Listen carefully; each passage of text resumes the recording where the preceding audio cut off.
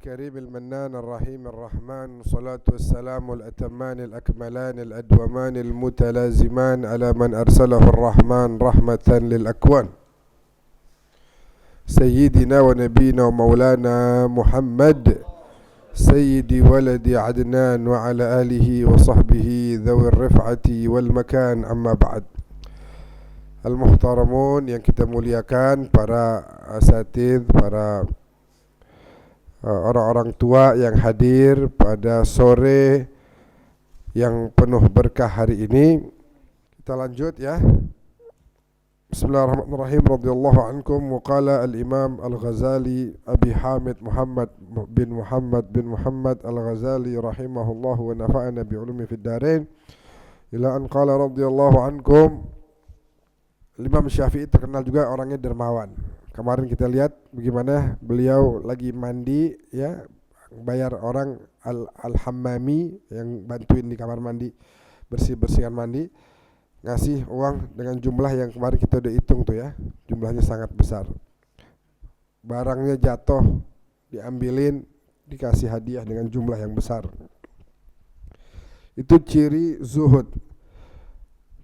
Kedermawanan Imam Syafi'i itu sangat dikenal. Dan ra'sus zuhud as-sakha.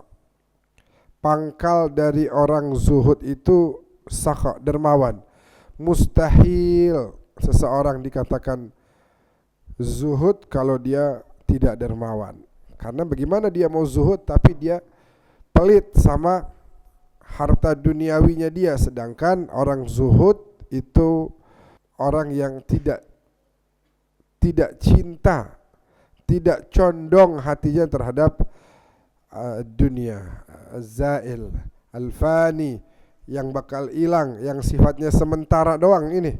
Begitu. Kemarin kita kalau nggak salah sempat kasih tahu bagaimana mengetahui orang ini zuhud apa enggak. Ya, gimana tuh kata Sayyidina Ali? Kalau ada dua orang datang, yang satu ngasih duit, yang satu minta sedekah, kita lebih senang sama yang mana? Sama yang ngasih duit apa yang minta sedekah? Kita lebih senang kedatangan yang mana?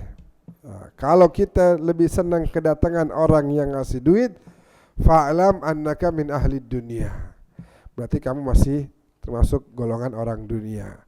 Kalau kamu lebih senang sama orang yang datang minta sedekah, fa'lam annaka min ahlil akhirah, karena manusia itu senang mendapatkan apa yang dia suka. Kenapa begitu? Kalau dia kedatangan orang yang sedekah, yang dia dapat apa? Yang dia dapat apa? Datang orang sedekah, minta sedekah, yang dia dapat apa? Yang ada orang datang ke rumah saya minta sedekah, saya dapat apa? Dapat pahala. Ada orang datang ngasih duit, saya dapat apa? Dapat duit. Iya gak? Gak dapat pahala, dapat duit aja. Lebih senang dapat pahala apa dapat duit? Nah itu.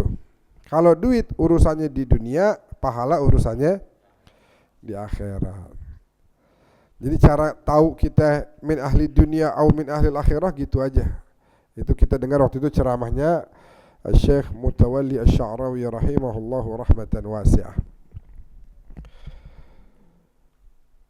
Maka tidak akan orang bisa dermawan kecuali orang itu memang memandang dunia ini rendah.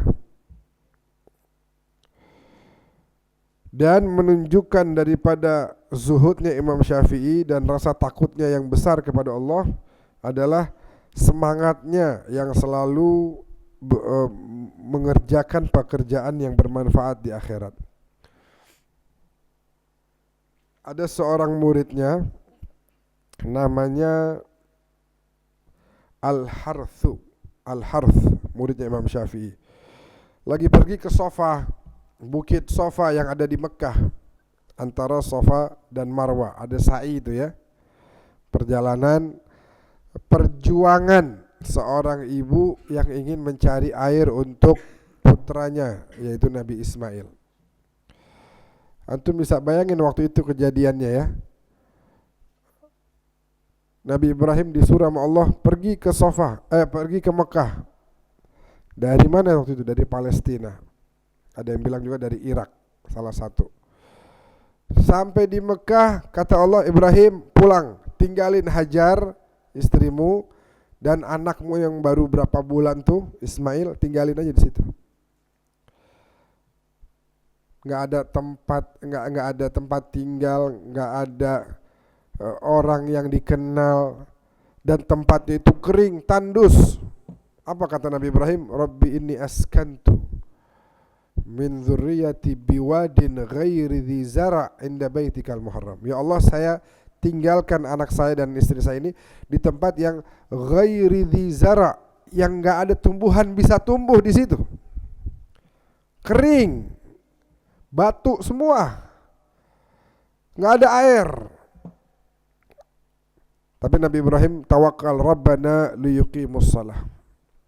Ya Allah, jadikan mereka orang yang mendirikan salat di tempat yang mulia ini. Faj'al af'idatan minan nas tahwi ilaihim. Jadikan hati orang-orang ini, manusia-manusia, condong kepada mereka, cinta sama mereka, bantuin mereka. Jangan sampai mengganggu mereka. Itu doanya Nabi Ibrahim kepada Allah untuk Siti Hajar dan Nabi Ismail dan keturunan Nabi Ismail. Nabi Ibrahim minta, ya Allah, tolong jadikan orang-orang itu hatinya condong kepada Ismail dan keturunannya. Jangan diganggu, jangan dizalimi dan lain sebagainya. Waktu itu Nabi Ibrahim jalan, Siti Hajar kebingungan, akhirnya naik ke Bukit Sofa, cari ada gak sumur, kagak ada. Jalan ke Bukit Marwah, naik ke Bukit Marwah, nyari kagak ada. Kali di Sofa ada kali tadi, saya nggak kelihatan. Balik lagi ke Sofa. Seorang ibu nalurinya nggak bakal berhenti sebelum dia dapat air buat anaknya. Ibunya juga kehausan, tapi itulah kasih sayang yang Allah titipkan di hati setiap ibu. Balik lagi ke Marwah, ke Sofa lagi, 7 kali. Akhirnya keluarlah rezeki. Bukan dari Sofa, bukan dari Marwah. Jadi kadang-kadang antum jangan pernah mengatakan udah usaha tapi nggak dapat apa-apa. Dapat tapi dari jalur yang lain. Misalnya antum ada proyekan apa? Jualin rumah orang. Pergi ke sono ketemu pembelinya, tiba-tiba nggak jadi beli. Gagal nih, nggak dapat apa-apa. Terus usahanya hilang aja begitu? Enggak. Siti Hajar usaha dari Sofa ke Marwah nggak dapat, tapi dapat dari jalan yang lain. Antum juga sama, usaha mah usaha aja, jalanin. Ya, kerja aja. Misalnya belum dapat dari situ, jangan khawatir, kagak bakal hilang itu, nggak bakal terus nggak dihitung sama Allah. Lihat Nabi Yusuf bilang apa? Bilang sama abang-abangnya, innahu man yattaqi wa yasbir fa innallaha la yudhi'u ajral muhsinin. Sungguhnya orang yang bertakwa, sabar, berbuat baik tidak akan pernah disia-siakan oleh Allah Subhanahu wa taala. Jadi ikhtiar, jalan, niat, ya Allah saya pengen cari rezeki. Ntar misalnya nggak dapat di situ, ada dari jalur yang lain. Dan tidak akan pernah sia-sia usaha kita. Kita jalan ke mana rada jauh misalnya tuh, tanah yang mau dibeli atau rumah yang mau rada jauh, ya pembelinya nggak jadi beli. Mana gua udah buang bensin ke sono. Tenang, yang namanya usaha nggak bakal hilang begitu. Innallaha la yudhi'u ajral muhsinin. Allah nggak akan menyia-nyiakan. Setiap usaha ada hasilnya, begitu ya. Makanya Sayyidina Husain punya doa untuk rezeki. Beliau bilang, la adri, saya nggak tahu rezeki saya, afi sahlin huwa am fi jabal am fi ardin am fi sama. Rezeki saya ada di laut, ada di gunung, apa ada di langit, di daratan, saya nggak tahu. Tapi saya tetap melangkah berikhtiar mencari rezekimu, semoga engkau berikan kemudahan. Begitu. Selanjutnya ini si Al-Harth tadi yang pergi sama gurunya Imam Syafi'i ke Sofa. Beliau ini hasanus saut, suaranya bagus. Terus dia baca ayat hadza yaumul la yantiqun. Jadi di depan Imam Syafi'i dia baca, hari itu nanti tidak ada yang bisa berbicara. Hari apa? Yaumil akhir. Al yauma nakhtimu ala afwahihim. Hari itu kami tutup mulut manusia. Al-yawma nakhtimu ala afwahihim wa tukallimuna aydihim. Yang bicara tangan. Nih saya pernah gangguin orang, saya pernah ngambil hak orang, saya pernah mukul orang, saya pernah nyuri, nyopet dan lain sebagainya. Wa tukallimuna aydihim wa tashhadu arjuluhum. Kaki bakal bersaksi, ya Allah, saya diajak melangkah sama majikan saya ke tempat-tempat yang baik misalnya. Ya Allah, saya diajak sama majikan saya ke tempat-tempat maksiat. Semua bakal diomongin, semua bakal disampaikan. Imam Syafi'i dengar itu ayat, hadza yaumul la yantiqun wa la yu'dzanu lahum faya'tadzirun. Enggak dapat izin manusia mau ngomong, mau minta maaf, enggak ada, diam, enggak ada kesempatan apa-apa. Imam Syafi'i waktu dengar ayat itu, warna kulitnya berubah, gemeteran dengan gemeter yang kuat. Enggak berhenti di situ, wa kharra maghsyiyan alaih, sampai akhir jatuh pingsan. Dengar ayat. Nah, kita kalau dengar ayat bagaimana kita? Kita lagi baca Yasin misalnya. Ya, la syamsu yanbaghi laha an tudrikal qamara wal lailu sabiqun nahar. Paling kita sambil ini tuh baca, lihat halaman, ini berapa halaman lagi ya? Yeah. Kalau orang bule, misalnya ayat yang barusan tuh, la syamsu yanbaghi laha an tudrikal qamar wal lailu sabiqun nahar. Itu orang bule ada yang masuk Islam gara-gara ayat itu. Ketika 1500 tahun yang lalu kurang lebih sudah dibicarakan tentang astronomi. Terus apa lagi misalnya tuh? Iya, ilmu falak. Itu ayat yang kalau kita renungin harusnya membawa banyak hidayah. Cuman kalau kita sambil itu ya, sambil apa namanya itu? Balik-balikin halaman. Masih lama nih, masih lama. Nah, Al-Imam Syafi'i dengan ayat, baru 2 ayat. Hadza yaumul la yantiqun. Hari itu tidak ada yang bisa bicara. Wala yu'zanu lahum, enggak dapat izin. Faya'tadzirun, buat minta maaf apa enggak ada. Maksudnya ini juga jadi pelajaran buat kita. Kalau mau minta maaf sekarang nih waktunya. Ntar enggak bisa. Ya Allah maafin, enggak bisa. Sekarang. Allah masih kasih kesempatan. Ayo deh lu pada minta maaf dah. Begitu. Malaikat pegel ngelihatnya. Malaikat tuh pegel banget. Aduh, ini manusia ya. Tibang minta maaf langsung Allah maafin, itu aja malas banget. Abis maksiat tidur. Mana nyenyak banget tidurnya. Malaikat gemes. Lu barusan maksiat gitu. Abis gosip misalnya, emak-emak gosip. Ya lu tahu gak si tetangga kita nih gosip pulang tidur. Kata malaikat, apa kagak mau istighfar dulu apa? Habis dosa banyak begitu, gede banget tuh dosa. Istighfar dulu, istighfar sebelum tidur, minta maaf. Makanya Nabi bilang tuba, beruntung. Siapa? Liman wajada istighfara. Orang yang mendapati nanti setiap dia berbuat salah ada istighfar. Nabi bilang tuh orang beruntung banget. Kenapa? Sebab ketika dia buat salah langsung istighfar, berarti diampunin langsung sama Allah Ta'ala. Nggak ada tuh, nggak ada alasan buat kita malas beristighfar. Falamma afaqa ja'ala yaqul, ketika Imam Syafi'i sadar, beliau mengatakan, a'udzubika min maqamil kadhibin wa i'radil ghafilin. Allahumma laka khada'at qulubul arifin wa dhallat laka riqabul mushtaqin. Ilahi habli judak wajallilni bisitrik wa'fu an taqsiri bikarami wajhik. Doa, ya Allah, hati orang-orang yang mengenalmu akan tunduk kepadamu. Orang-orang yang rindu kepadamu selalu menahan rasa kerinduan tersebut. Ya Allah, berikan kepadaku kasih sayangmu. Muliakan aku dengan Engkau menutupi aib-aibku, maafkan kesalahanku. Lalu kemudian thumma masya wa ansarafna falamma dakhaltu Baghdad, jalan. jalan, udah selesai tuh Imam Syafi'i, udah selesai di mana namanya, di Mekah, ibadah udah, umrah udah. Setelah itu kembali ke mana? Imam Syafi'i dari mana? Dari Baghdad. Tapi meninggalnya di mana? Di Mesir. Makanya ada qaul qadim, ada qaul jadid.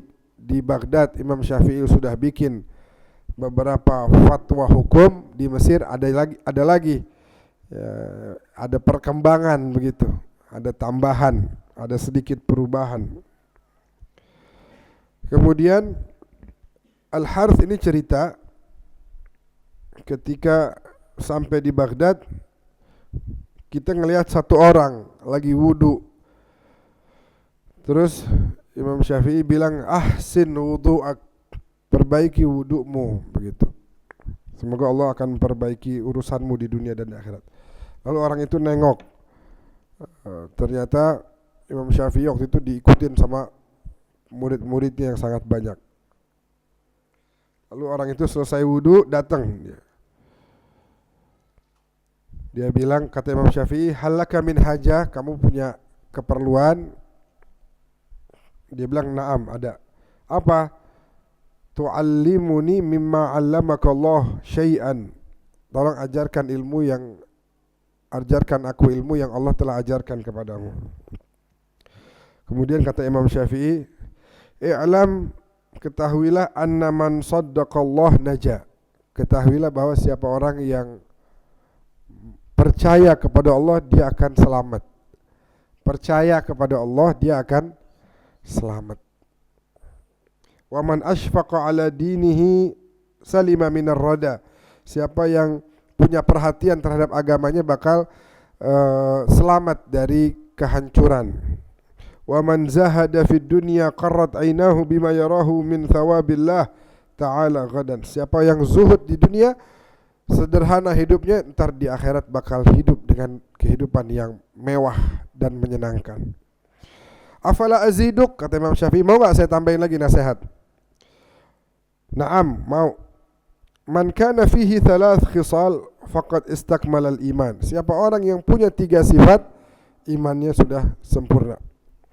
Yang pertama, man amara bil ma'ruf wa tamar wa naha 'anil munkar wa intaha wa hafadha 'ala hududillahi ta'ala. Mengajak orang berbuat baik dan dia berbuat baik.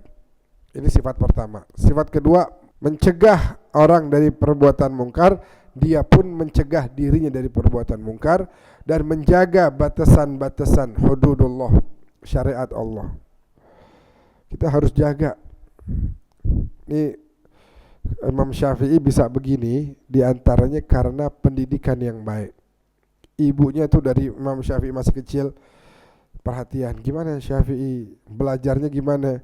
Alhamdulillah bagus, tapi saya capek ibu, belajar tetap, ibu akan doain selalu untukmu wahai anakku sayang. Kata-kata indah. Kita di rumah juga harus begitu. Ini di sini banyak yang udah menikah nih. Ada juga yang masih jomblo-jomblo nih. Ini jadi bekal. Di rumah kata-kata indah tuh sangat berpengaruh. Anaknya Rasulullah, Sayyidatuna Fatimah, kalau Sayyidina Hasan, Sayyidina Husain habis dari luar masuk, misalnya dari masjid ya, masuk ke rumahnya, Assalamualaikum, maka ibunya akan bilang apa? Waalaikumsalam ya waladi wa ya thamarata fuadi wa ya qurrata aini wa ya bahjata qalbi. Gitu. Waalaikumsalam wahai anakku, wahai cahaya mataku, wahai belahan jiwaku, wahai kesayangan dan kecintaanku. Semoga Allah terus didoain jadi baik. Nah, kita di rumah juga harus begitu. Keluarin kata-kata yang baik. Jangan kita hina orang yang salah, anak kah, istri kah, jangan dikeluarkan kata-kata yang kasar yang bisa melukai hati mereka. Aduh, ini bahaya luar biasa. Jadi kata Nabi, rumah tangga itu dibilang sukses kalau ada 5 hal. Yang pertama, at-tafaqquh fiddin. Coba masing-masing lihat di rumah tangganya nih ada gak nih? Yang pertama, tafaqquh fiddin, memahami ilmu agama, memahami syariat. Tadi nih Imam Syafi'i bilang, man hafadha ala hududillahi ta'ala, menjaga syariat-syariat Allah, batasan-batasan yang udah Allah tentuin. Tafaqquh fiddin. Bini kudu bagaimana sama lakinya, laki kudu bagaimana, laki kudu gimana. Kata Nabi, khairukum khairukum li ahli. Kalian wahai para suami, di antara kalian yang paling baik adalah yang terbaik kepada keluarganya. Kalau ketemu teman di luar senyum baik, wah itu biasa. Di rumah senyum kayak di luar, apa tajam mukanya kayak pedang begitu. Nah, ini berarti bukan orang baik. Lu di luar gampang, senyum baik, ngomong enak. Kenapa di rumah tajam banget? Ini bukan orang yang baik. Nabi bilang laki yang baik, lihat di rumahnya, bagaimana dia sama keluarganya. Laki yang baik, dia memuliakan kaum wanita. Ma akramahunna illa karim, wa ma ahanahunna illa laim. Tidaklah seorang laki memuliakan kaum wanita melainkan berarti dia juga orang yang mulia. Kalau ada laki-laki menghinakan kaum wanita, berarti laki-laki itu adalah laki-laki yang hina. Perempuan juga sama, harus tahu diri bahwa ini adalah imamnya. Ar-rijal qawwamuna 'alan nisa bima faddalallahu ba'dhum 'ala ba'd. Laki itu imamnya. Apapun perintahnya kudu ditaatin. Selama tidak ada apa? Kemaksiatan. Disuruh A, B, C, nurut aja. Surganya kalian wahai kaum wanita ada pada suami. Sebab ada berita, tahu gak?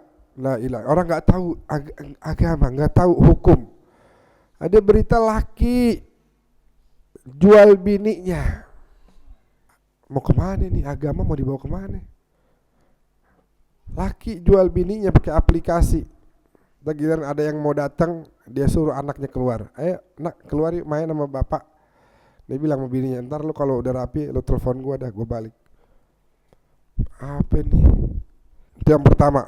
Keluarga mau baik, yang pertama harus tahu syariat. Kedua, wa waqara at-tawqir minal saghir ilal kabir. Yang lebih muda harus hormat yang lebih tua. Adik sama kakak, kakak juga sayang sama adik gitu. Yang ketiga apa? Ar-rifq. Nah, ini yang ketiga. Ar-rifqu fil ma'isyah.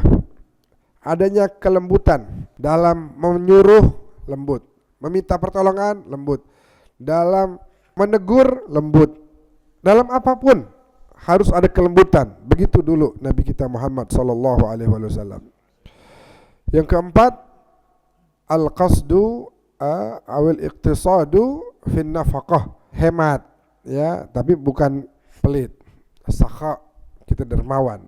Hemat, tapi bukan pelit. Ntar kalau ada duit rada banyakan dikit, ajak jalan-jalan, ya, ajak makan yang rada enakan begitu, nggak apa-apa. Sesekali, tapi sehari-hari hemat.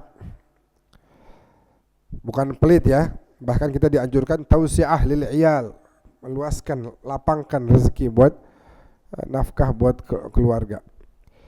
Yang kelima, masing-masing sadar akan kekurangannya. Nggak boleh laki berasa benar terus. Ya, udah emang bini gua tuh. Lah emang lu nggak pernah salah. Bini juga begitu, nggak boleh gengsian.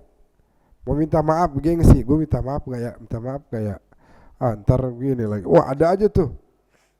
Lah kan kita semua punya salah, minta maaf. Sibuk dengan kekurangan kita masing-masing, jangan berat untuk minta maaf. Kata Imam Syafi'i, ala aziduk, mau saya tambahin lagi? Bala. Faqala kun fid dunya zahidan wa fil akhirah raghiban wa asdiqillaha ta'ala fi jami' umurika tanju ma'an najin. Kata Imam Syafi'i, jadilah di dunia orang yang zuhud. Orang yang zuhud, ya.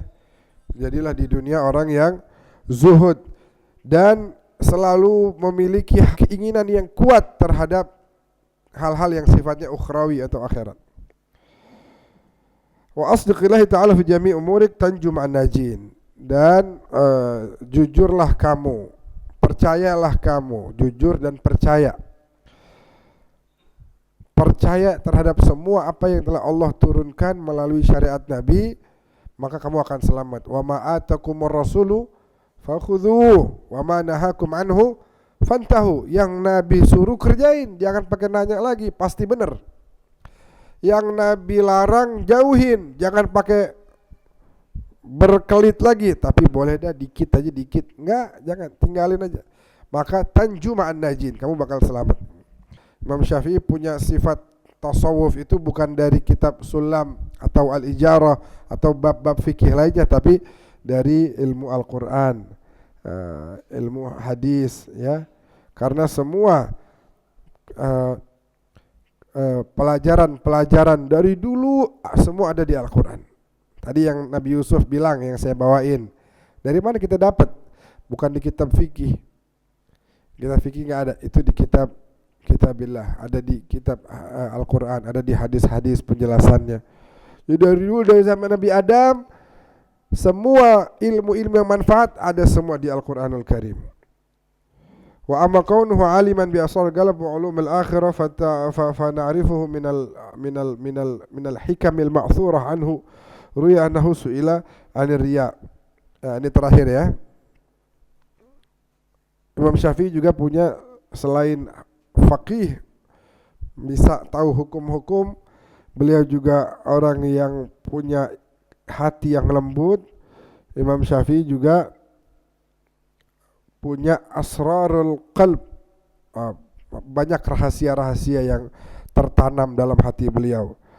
Misalnya tentang riya, Imam Syafi'i pernah ditanya tentang riya, pamer, terus merasa bangga terhadap kemampuan dirinya sendiri. Nah, Imam Syafi'i pernah bilang begini, wa qala Syafi'iyyu rahimahullahu taala, idza anta khifta ala amalika al-ujub. Kalau kamu takut ujub terhadap amalmu, karena ujub itu kan bisa menghilangkan pahala amal kita. Kita sholat, kita sedekah, terus kita ujub, emang gua dah yang paling dermawan di sini, emang gua yang paling baik nih, orang pada bisa makan gara-gara gua nih. Padahal apa? Semuanya, bahkan tidak ada daun yang jatuh dari pohon kecuali illa biiznillah. Semua adalah karena atas izin Allah Subhanahu wa taala. Duit yang kita pegang titipan. Rumah yang kita tempatin titipan. Semua bakal kita tinggalin semuanya. Allah titipin, amanah enggak nih orang ya? Ada hak orang lain di situ. Oh enggak, ini kan punya saya. Enggak. Wa fi amwalihim haqqun lisail wal mahrum. Ada hak orang. Enggak, ini punya saya. Kalau emang saya kasih, berarti itu saya yang ngasih. Nah, ini ujub namanya. Kata Imam Syafi'i, kalau kamu takut ujub, fanzur ridha man tatlub. Perhatikan, kamu lagi mencari ridho siapa? Wa fi ayyi thawabin targhab. Pahala siapa yang sedang kamu harapkan? Ganjaran dari siapa yang kamu inginkan? Wa min ayyi iqabin. Dari hukuman siapa kamu menghindari dirimu? Kamu ingin selamat dari hukuman siapa? Wa ayyu afiyatin tashkur. Ya, kesehatan, keafiatan itu datangnya dari siapa? Kamu bisa melakukan ini semua, siapa yang kasih? Wa ayyu bala'in tadhkur fa innaka idza tafakkarta fi wahidatin min hadhihi al-khisal saghara fi 'ainika 'amaluk. Kalau kamu sudah mulai, tadi itu yang pertanyaan tadi mulai kamu tanamkan di hatimu, maka kamu mulai akan merasa amalmu itu kecil. Kamu ini lagi mencari ridhonya Allah, mau minta keselamatan dari hukuman neraka yang telah Allah siapkan. Terus timbang urusan kecil, ngasih orang sedikit aja pakai mau bangga lagi. Kamu sedang mencari rahmat dari Dzul Jalali wal Ikram, Malikul Muluk. Kenapa harus merasa hebat? Yang hebat adalah Dia, yang berkuasa adalah Dia. Kita ini manusia, ya Allah, jangankan sering saya sampaikan di sini, kita baru digigit nyamuk aja udah sakit demam berdarah kita. 2 minggu tibang nyamuk kecil. Kemarin ada berita di Qatar, pesawat Qatar Qatar Airways, baru berita kemarin. Ada orang meninggal, mudah-mudahan Allah rahmatin. Kenapa meninggalnya? Keselak. Baru kemarin, saya lagi buka-buka berita. Keselak. Mau bangga, tiba keselak aja bisa mati. Digigit nyamuk kecil aja bisa jatuh sakit. Jangan ujub. Sadar diri mulai sekarang. Kita nih harus bicara sama diri kita. Kita harus bicara terus, ingetin diri kita. Lu tiba ngasih apaan sih sama orang yang sedikit aja pamer banget. Ya, yang Allah kasih itu kalau dibandingin yang kamu kasih ke orang memang sedikit, nggak ada apa-apanya. Begitu. Jadi hal itu akan membuat kita insya Allah akan bisa menjaga amal kita. Sayang nih amal udah dikerjain hilang pahalanya, sayang nggak? Sayang. Jangan apa ranjang pahala kita bolong bawahnya. Taruh jatuh, taruh hilang, taruh kagak ada. Jagain dengan jaga hati. Wallahu a'lam bishawab.